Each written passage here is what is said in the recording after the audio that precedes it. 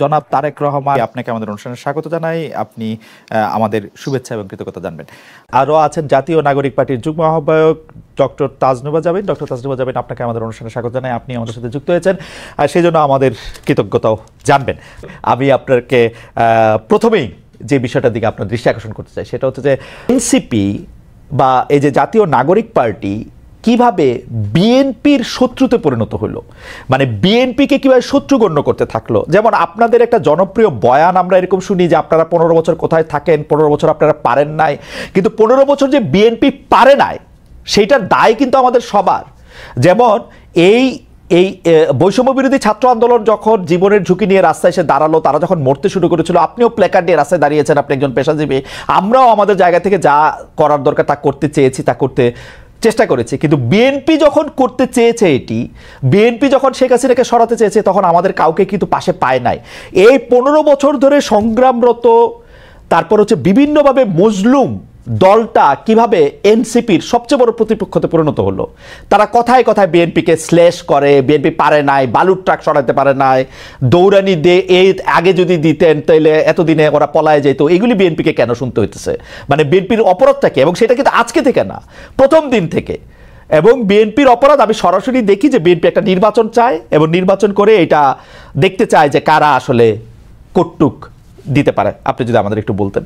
এই 5 আগস্টের পরে কিন্তু প্রত্যেকটা ফ্যাসিবাদ বিরোধী শক্তি যার যার ব্যানারে ফেরত গেছে। এখন যখন গণ অভ্যুত্থানটা নিয়ে প্রশ্ন ওঠে, গণ অভ্যুত্থানের ভাগিদার নিয়ে প্রশ্ন ওঠে, সবাইকে কিন্তু সমান সেটার অংশীদার তারা দাবি করে, খুব ভালো কথা। কিন্তু যখন ব্যর্থতা বা কোনো ধরনের জবাবদিহিতার মধ্যে পড়তে হয়, তখন কিন্তু শুধু ছাত্র তরুণদেরকে পড়তে হয় বা এই গুটি কয়েক ছাত্রকে ধরে পড়তে হয় যে, এবং এই শত্রু বা তারা 15 বছরে কিছু পারে নাই, এই কথাটা কিন্তু শুধু ছাত্র তরুণদের পক্ষ থেকে যায় না, এটা জনগণের পক্ষ থেকেও যায়। আপনি যদি আপনাদের এই অনুষ্ঠানগুলোর নিচে কমেন্ট গুলা দেখেন, কখনো যদি চোখে পড়ে, এখানে কিন্তু যাদের প্রকৃত অর্থে যাদের অ্যাকাউন্ট আছে, এরকম অনেক মানুষ কিন্তু খুব সুন্দর সুন্দর কথা লেখে এবং কাউকে অ্যাটাক করে না, খুব গঠনমূলক ভাবেই কিন্তু লেখে। এটা থেকে কিন্তু আপনারা নিজেরাও বুঝতে পারবেন এবং আশেপাশের মানুষ থেকেও বুঝতে পারবেন যে গত 15 বছরে একটা যোগ্য বিরোধী দল হওয়ার ব্যর্থতা কিন্তু এদেশকে ভুগিয়েছে, একটা সফল বিরোধী দল হওয়ার ব্যর্থতা কিন্তু এদেশকে ভুগিয়েছে। এটা শুধু ছাত্র জনতা হিসেবে আমরা যে বলি যে, বা এনসিপি এই নতুন করে যেটা বলে, ব্যাপারটা তা না। আরেকটা বিষয় হচ্ছে, এই শত্রু বা এই মুখোমুখি দাঁড় করানোর ব্যাপারটা কিন্তু এক দিক থেকে না। আপনি দেখবেন এই যে কিছুদিন আগে এক টক শোতে আমার এক সহ আলোচক বলছিলেন, আমি 90 সালের গণ অভ্যুত্থানের একটা কথা বলছিলাম, উনি বলছেন 90 সালে তোমার বয়স কত ছিল, বেয়াদব, অপরিপক্ক, আদব কায়দা জানে না, তোমাদের বয়সে মানে এক একজনের, আমাদের রাজনৈতিক জীবন বা রাজনৈতিক পথ চলা তোমাদের বয়সের বেশি। এই যে খাটো করে দেখা, এই যে হেয় করে দেখা, তো এটার প্রতিক্রিয়াতেও কিন্তু কিছু কথা চলে আসে না। ডক্টর জাবিন আসেন, আমরা একটু আমার ব্যর্থতা, আমি আপনার প্রশ্নটা আসলে বুঝাতে পারছি কিনা আমি জানি না। আমার কাছে যেটা মনে হয়েছে যে বিএনপি গত 13 বছর ধরে, স্পেসিফিকলি বললে যে 2012 সালের পর থেকেই বিএনপি এই একটা সরকারের কাছে একটা দাবি জানায় আসতেছে, দরকার হলে সরকারকে বলতেছে ক্ষমতা চাইতে একটা সুষ্ঠু নির্বাচনের কথা বলতে। এবং এইটার মধ্যে কিন্তু বিএনপি কোনোদিন কোনো আড়াল নিতে পারে নাই। বিএনপি কিন্তু কোনো ছাত্রলীগের মধ্যে গিয়ে বলতে পারে না যে বঙ্গবন্ধু মহান নেতা, আমরা সবাই বঙ্গবন্ধুকে ভালোবাসি, এই কথা বলে কিন্তু বিএনপি রাজনীতি করতে পারে নাই। বিএনপিকে রাজনীতিটা করতে হয়েছে বিএনপির কথা বলেই, শেখ হাসিনার এগেনস্টে কথা বলেই বিএনপি রাজনীতি করতে হয়েছে। তার জন্য মামলা, মোকদ্দমা, জেল, জুলুম যত কিছু করছে, চা খাচ্ছে। বৈষম্য বিরোধী ছাত্র আন্দোলনের নেতারা কিন্তু শেখ হাসিনার বিরুদ্ধে ফেসিবাদী আন্দোলনে গেছে হচ্ছে অনেক পরে, অনেক জায়গার পরে। সেই সময় তাদেরকে আমরা মুক্তিযুদ্ধের স্লোগান দিতে দেখছি, তাদেরকে আমরা বঙ্গবন্ধুর ভাষণ দিতে দেখছি, এবং আমরা দেখছি যে তারা নানাভাবে নানা ধরনের আড়াল নিচ্ছেন। বিএনপি কিন্তু এই সুযোগটা পায় না। আমার প্রশ্নটা হচ্ছে, যেই বিএনপি এত ত্যাগ করলো এবং তারা কিন্তু সরকারে গিয়া 3 জন মন্ত্রী হয় নাই, 3 জন মন্ত্রী এই বৈষম্য বিরোধী ছাত্ররাই হয়েছে। তারা কিন্তু কোনো কিছু দখল করে নাই, তাদের একটাই চাওয়া ছিল ইলেকশনে যাওয়া। এবং ইলেকশন যাওয়ার পর থেকে বিএনপিকে কি শুনতে হয়েছে আপনাদের কাছ থেকে আপনি দেখেন। আমি ছোট করে একটু বলি, আমার মাফ করবেন, আপনাদের কাছে শুনতে হয়েছে বিএনপি নাকি আওয়ামী লীগকে পুনর্বাসন করতেছে। বিএনপি নাকি আওয়ামী লীগকে নিয়ে আসতেছে। আওয়ামী লীগ দিয়া বিএনপির নেতারা যেভাবে ক্ষতিগ্রস্ত হয়েছে তার 100 ভাগের 1 ভাগ বাংলাদেশে কেউ হয় নাই। এরপরও বিএনপি কেমনে শত্রু হইল এনসিপির, এইটার কারণটা কি? মানে বিএনপিকে ক্ষমতা থেকে ঠেকানোটা কেন এত জরুরি হয়ে পড়লো? এখানে এটা শত্রুতার প্রশ্ন না খালেদ ভাই। এই যে কেন শুধু সুষ্ঠু নির্বাচনই চেয়েছিল, নির্বাচন কেন্দ্রিক রাজনীতি তারা করেছে। এই যে হাসিনা কিভাবে এই 3টা অবৈধ নির্বাচন করে ফ্যাসিস্টের সাম্রাজ্য টিকে রেখেছিল, তাদের রাজনীতিটাই ছিল নির্বাচন কেন্দ্রিক। কারণ নির্বাচন হলেই শুধু গণতন্ত্র হবে, গণতন্ত্র ফিরে আসবে, এটা তাদের একটা রাজনৈতিক একটা চালের, এটা বা তাদের কি বলবো আমি, পরিকল্পনার ভুল বলবো, যে তারা সবসময়, আপনিই বলছেন যে তারা সবসময় সুষ্ঠু নির্বাচনই চেয়েছে। কেন তারা হাসিনার এই যে তার যে সাম্রাজ্য, 3টা বিভাগ, এই যে সবকিছু তার একক কর্তৃত্বে, একক হাতে, প্রত্যেকটা রাষ্ট্রীয় প্রতিষ্ঠানের একটা ইট পাতা যে হাসিনার কথা ছাড়া বা স্বৈরশাসকের কথা ছাড়া চলতো না, বা মানুষকে সম্পৃক্ত করার যে রাজনীতি, এটা তো বিএনপি করতে ব্যর্থ হয়েছে। এবং জনগণের কথা না বলে, জনগণ এই যে এখনো তারা যে 31 দফা বলে বলে যেসব গণভোট অসম্ভব বলছে, যেসবে আমরা জনগণকে সম্পৃক্ত করতে চাচ্ছি, বিএনপি আবার সেসব জায়গায় জনগণকে দূরে ঠেলে দিয়ে আবার নির্বাচনের কথা বলছে। এখানে কিন্তু আপনি দেখেন তারা কিন্তু আবার জনগণকে নিজেদের থেকে দূরে সরাচ্ছে। জনগণ কিন্তু তাদেরকে চাচ্ছে, এবং তারা একটা প্রতিষ্ঠিত রাজনৈতিক দল, তারা নির্যাতিত রাজনৈতিক দল। আপনি নিজেই বলছেন যে তারা সব সময় সুষ্ঠু নির্বাচন চেয়েছে। একটা দেশের গণতন্ত্র কি শুধু সুষ্ঠু নির্বাচনের, একমাত্র শুধু সুষ্ঠু নির্বাচনের মধ্যে এই নির্বাচন ব্যবস্থাটা কিরকম, এই নির্বাচনটা দাঁড়িয়ে আছে কিসের উপর?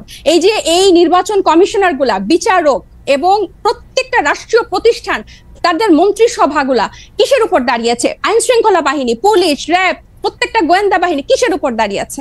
এগুলোর সংস্কারের কথা, এগুলোর বিরুদ্ধে কথা, প্রত্যেকটা সবসময় তাদের একটা উপর দিয়ে কথা, যে চেষ্টা করা হবে, পরিবর্তন করা হবে, কিন্তু স্পেসিফিক্যালি উপায়টা কি, পথটা কি, তারা জনগণের কাছে সেটা পরিষ্কার করে না। যেটা ছাত্র জনতা বা এখন পরবর্তীতে হয়েছে, হয় আন্দোলনটা কোটা বিরোধী আন্দোলন দিয়ে শুরু হয়েছিল, এবং সব সময় কিন্তু এটাই তো বাংলাদেশের ইতিহাসে প্রথম না, একটা দিয়েই শুরু হয়েছিল। কিন্তু এই পুঞ্জীভূত যে স্বৈরশাসকের 15 বছরের যে পুঞ্জীভূত ক্ষোভ, সেটা কিন্তু প্রকাশিত হয়েছে একটা সিস্টেম, একটা ধাপ পেরিয়েই কিন্তু সেদিকে গিয়েছে। এবং আমি একটু বলি, এবং বিএনপিকে যে এই শত্রু মনে করা না, আমরা কিন্তু চাচ্ছি বিএনপিকে জাতীয় ঐক্যমত্য নিয়ে আমরা একসাথে সবাই মিলে আমরা ঐক্যমতে পৌঁছাই সংস্কারের বিষয়ে, যে মৌলিক কিছু সংস্কার হোক, তারপর নির্বাচন যে 2টা টাইম লাইনে আছে তার মধ্যেই হবে, এবং প্রত্যেকটা দল, নিবন্ধিত দল সেখানে অংশগ্রহণ করবে। এবং বিএনপির কেন্দ্রীয় নেতৃত্বের নিয়ন্ত্রণ স্থানীয় পর্যায়ে নেই। আমরা প্রশ্নটি এমনভাবে করতে চাই যে একই বিষয় কি এনসিপির জন্য সত্য না? এনসিপির কি সব জায়গায় নিয়ন্ত্রণ আছে?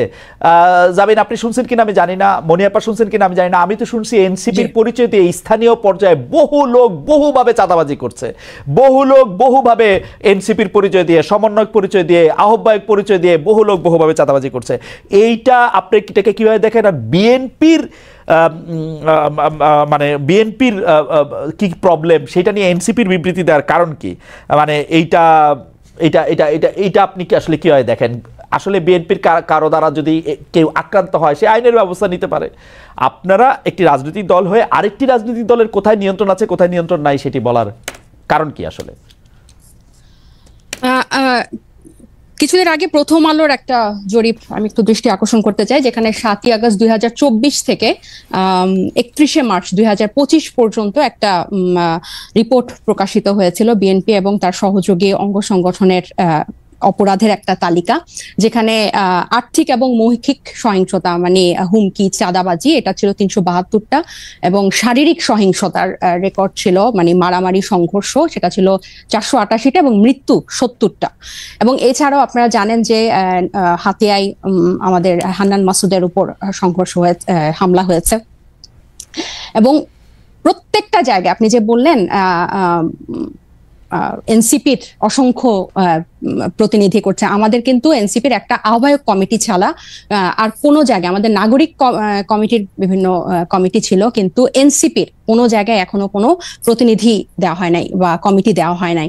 তো যারা অপরাধ করছেন বা যারা এই নাম ভাঙিয়ে, সমন্বয়ক নাম ভাঙিয়ে বা এখানকার আহ্বায়ক নাম ভাঙিয়ে যারা চাঁদাবাজি করছেন, তাদের কিন্তু গ্রেফতারও হচ্ছেন এবং তাদেরকে কিন্তু আইনের আওতায় আনা হচ্ছে। আরেকটা যেটা, এবং এই যে আপনার জনাব সার্জিস আলম, আপনাদের একজন নেতা, উনি যে 155টা গাড়ি নিয়ে ওখানে গেছেন, তার আগে হান্নান মাসুদও গাড়ি নিয়ে গেছেন, সেটাতে চাঁদাবাজি করছেন, সেটা অনেকেই বলতেছেন।